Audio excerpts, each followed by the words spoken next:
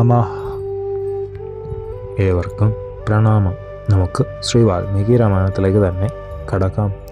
ഹനുമാൻ ഷിടശാപ വൃക്ഷച്ചുവട്ടിൽ ചെന്നു ജാനകി ദേവിയെ സാഷ്ടാംഗം നമസ്കരിച്ചു. ദേവി, എൻ്റെ അതിഭാഗ്യത്താൽ യാതൊരു വിഷമവും കൂടാതെ ഇരിക്കുന്ന നിന്തിരുവടിയെ കാണുവാൻ സാധിച്ചു. മടങ്ങിപ്പോവാൻ തയ്യാറായ കവീന്ദ്രനെ പുത്രവാത്സല്യത്തോടെ വീണ്ടും വീണ്ടും നോക്കിക്കൊണ്ട് സീതാദേവി ഭർത്തൃസ്നേഹ സൂചകമായിരിക്കുന്ന വാക്കുകൾ പറഞ്ഞു. പരിശുദ്ധ സ്വഭാവത്തോടു കൂടിയ ബാല, വിരോധം തോന്നാത്ത പക്ഷം ഇന്ന് ഇവിടെ എവിടെയെങ്കിലും മറവുള്ള ഒരു സ്ഥലത്തിരുന്ന് ക്ഷീണം തീർക്കൂ. നാളെ പോകാം.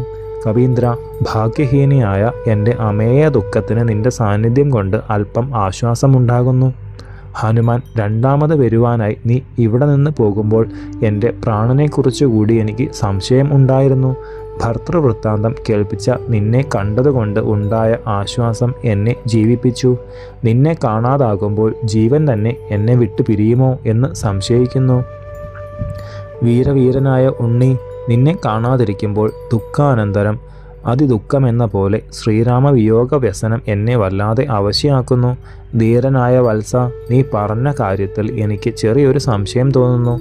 അവിടുത്തേക്ക് സഹായമായി അനേകം വാനരന്മാരും വൃക്ഷങ്ങളും ഉണ്ടെന്ന് പറഞ്ഞു.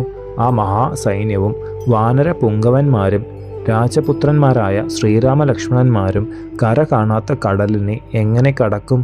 ഗരുഡനും നിനക്കും വായുവിനും മാത്രമേ സാഗര തരണം ചെയ്യുവാൻ ശക്തിയുള്ളൂ എന്നാണ് എനിക്ക് തോന്നുന്നത്. ഇത്രമാത്രം മഹത്തായ ഒരു വിഘ്നം ഈ കാര്യത്തിനുള്ളപ്പോൾ എന്ത് ചെയ്യുവാനും സമർത്ഥനായ നീ എന്താണൊരു പോംവഴി കണ്ടിട്ടുള്ളത്? ശത്രു വംശത്തെ തന്നെ നശിപ്പിക്കുവാൻ കഴിവുള്ള നീ ഒരുവനെ ഈ കാര്യം സാധിക്കുവാനായിട്ടുള്ളൂ. ഒന്ന് തീർച്ച, ഇതുകൊണ്ട് നിനക്ക് അനശ്വര യശസ് വർദ്ധിപ്പിക്കുകയാണ് ഫലം. ഉദ്ദേശിക്കുന്നത് പോലെ തന്നെ നീ ആരംഭിച്ചത് അവസാനിപ്പിക്കും. ലക്ഷ്യത്തിലെത്തും, സംശയമില്ല. വിപുലമായ കീർത്തി നിനക്ക് തന്തിരുവടി നൽകും. ശത്രു സൈന്യങ്ങളെ നിശേഷം നശിപ്പിക്കുവാൻ സമർത്ഥനായ കാകുത്സ്ഥൻ സൈന്യങ്ങളോടൊന്നിച്ച് എന്നെ കൊണ്ടുപോകണം. മഹാനുഭാവനായ അവിടേക്ക് അതാണ് സദൃശ്യമായിട്ടുള്ളത്. അവിടുന്ന് അയച്ച ഒരാൾ വന്നുകൊണ്ടു പോകുന്നത് ശ്രീരാമചന്ദ്ര യശസ്സിന് ഹാനി ചേർക്കുകയല്ലേ ചെയ്യുക?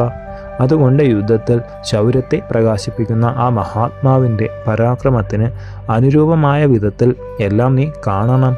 അതിനുള്ള വഴി പറയൂ.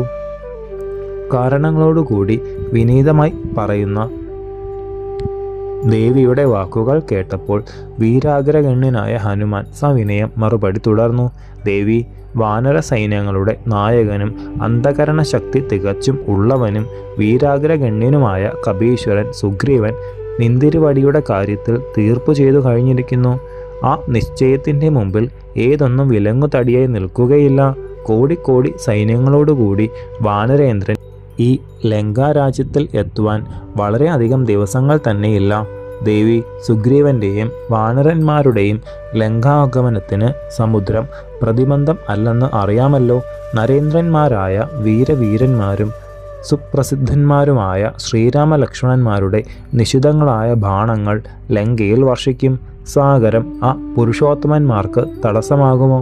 സ്ത്രീവർഗത്തിൽ വെച്ച് ഉത്തമയായ ദേവി, രഘുവംശത്തെ ആനന്ദിപ്പിക്കുന്നവനും ഗുണസമ്പൂർണനുമായ ശ്രീരാമചന്ദ്രസ്വാമി രാവണനെയും കൂട്ടുകാരെയും സംഹരിക്കുവാൻ കാലതാമസമില്ല. ദേവിയെ അയോധ്യയിലേക്ക് വിജയലക്ഷ്മിയെ പോലെ കൊണ്ടുപോകും. നിന്തിരുവടി ആശ്വസിക്കൂ. മംഗളസ്വരൂപിണിയായ ദേവിക്ക് മംഗളമല്ലാതെ വരുമോ? എന്നാൽ എല്ലാറ്റിനും കാരണമായിട്ടുള്ളത് കാലം മാത്രമല്ലേ? കാലം വരുത്തുന്നതിനെ സഹിക്കണം. കാത്തിരിക്കൂ.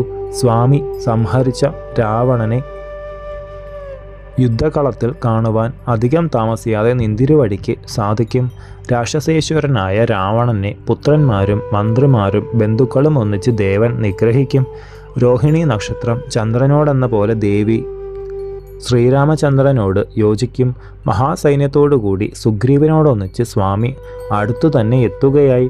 ദശഗ്രീവനെ നിഗ്രഹിച്ച് നിന്തിരുവടിയുടെ ദുഃഖത്തെ നിശേഷം തീർക്കും എന്ന് ഞാൻ വീണ്ടും പറയുന്നു.